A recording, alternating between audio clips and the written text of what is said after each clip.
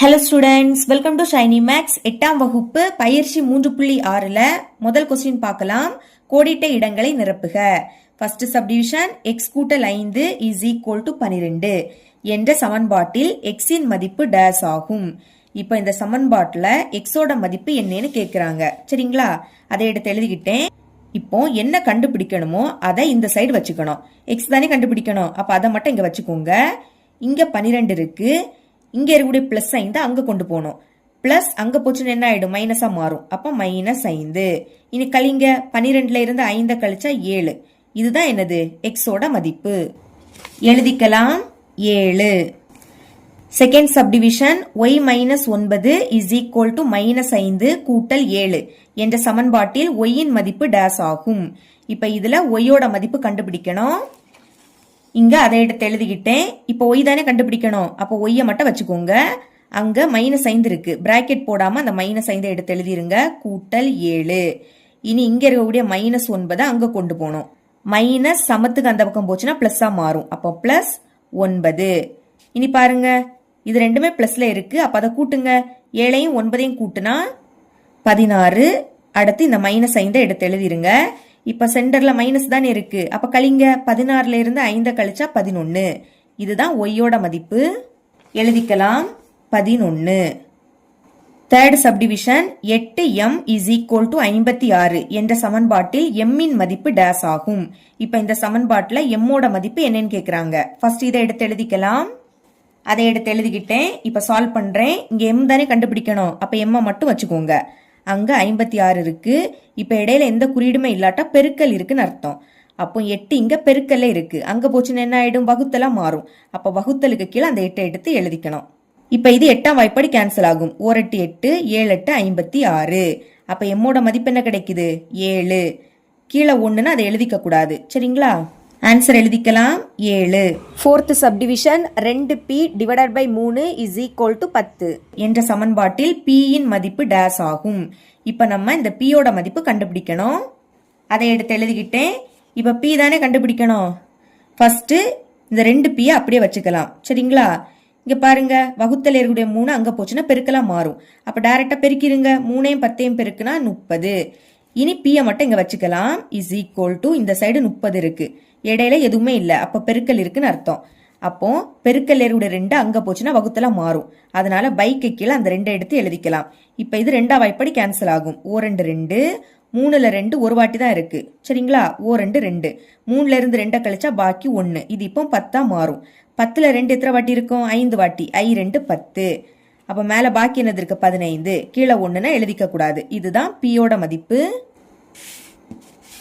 பியோட மதிப்பு நம்மளுக்கு 15 அப்படின்னு கிடைச்சி. ஃபிஃப்த் சப்டிவிஷன் பார்க்கலாம்.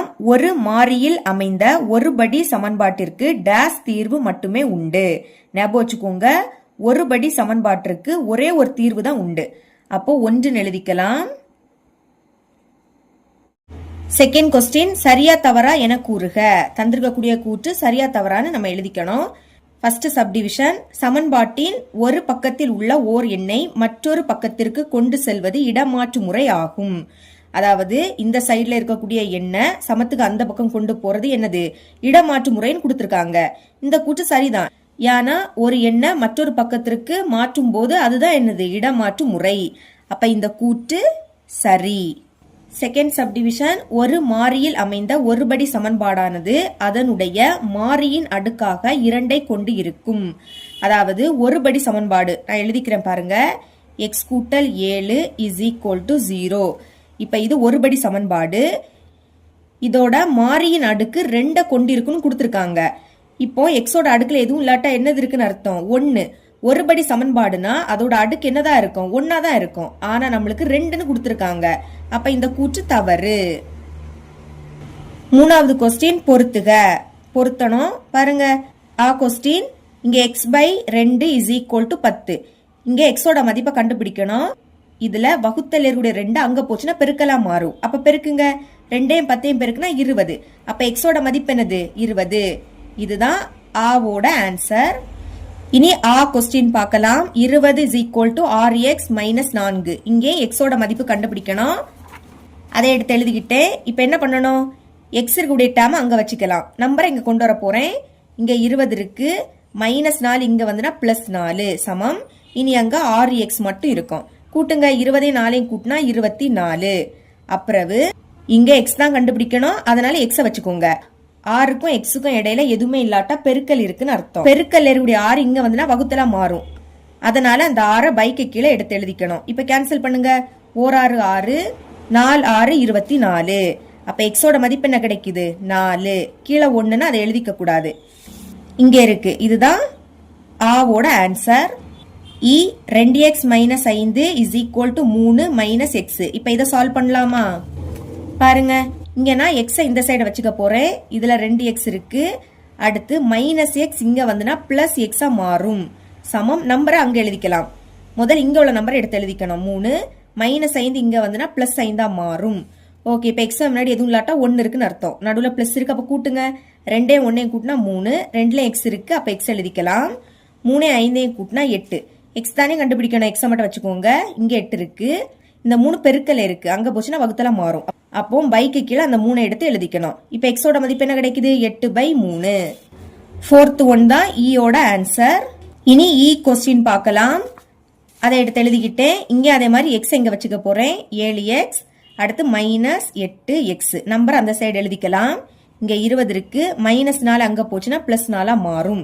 இப்ப மைனஸ், அப்ப கழிச்சு பெரிய எண்ணோட குறியீட போடணும். 8ல இருந்து 7 கழிச்சா 1. பெரிய எண் 8, அதோட குறியீடு மைனஸ். 2ல x இருக்கு, அப்ப x எழுதிக்கலாம். 20 4 கூட்டினா 24. இப்ப x தானே கண்டுபிடிக்கணும், x மட்டும் வச்சுக்கோங்க. அங்க 24 இருக்கு. இங்க -1 பெருக்கல்ல இருக்கு, அங்க போச்சுன்னா வகுத்தல மாறும். அப்ப பைக்கு கீழே அந்த -1 எடுத்து எழுதிருங்க. ஓகே, இப்ப இங்க ஒரு மைனஸ் இருக்கு, அது அப்படியே வந்துரும். மேல 24 இருக்கு, கீழே 1ன்னு அதை எழுதிக்காண்டா. இதுதான் எக்ஸோட மதிப்பு. 5th ஒன்னு தான் ஈயோட ஆன்சர். இனி பாக்கி 1 தான் இருக்கு, அதுதான் ஊவோட ஆன்சரா இருக்கும். வேணா இதே நான் சால்வ் பண்ணி காமிக்கிறேன். சால்வ் பண்ணலாம். பாருங்க, எக்ஸ் தானே கண்டுபிடிக்கணும், அதனால -x இங்க வச்சுக்கலாம். அந்த சைடு -7/11 இருக்கு. இனி +4/11 அங்க போச்சுன்னா -4/11 மாறும். இனி ரெண்டுலயுமே 11 இருக்கு, அப்ப பைக்கு கீழே அந்த 11 ஒரு வாட்டி எழுதிருங்க. எழுதிக்கிட்டு மேல உள்ளதை அப்படியே எடுத்து எழுதிக்கணும். -7, அடுத்து -4. இப்போ ரெண்டுமே மைனஸ், அப்ப மைனஸை போட்டுட்டு கூட்டணும். 7 4 கூட்டினா 11, கீழே 11. இனி இங்க -x இருக்கு, அது இங்க வரும், இங்கேயும் வரும், எடுத்து எழுதிருங்க. இனி இந்த மைனஸும் இந்த மைனஸும் என்ன ஆயிடும்? கேன்சல் ஆயிடும். அடுத்து 11 எப்படி கேன்சல் பண்ணலாம்? ஒரு 11 11, ஒரு 11 11. இப்ப மேல பாக்கி என்னது இருக்கு? 1, கீழே 1ன்னு எழுதிக்காண்டாம். இங்க x இருக்கு, இதுதான் எக்ஸோட மதிப்பு. அது இங்க இருக்கு, அது ஆல்ரெடி குறிச்சிட்டோம். இதுக்கும் ஆப்ஷன் கொடுத்திருக்காங்க. ஃபர்ஸ்ட் ஆ, அது வந்து தேர்ட் ஒன். அடுத்து ஆ, ஃபர்ஸ்ட் ஒன்.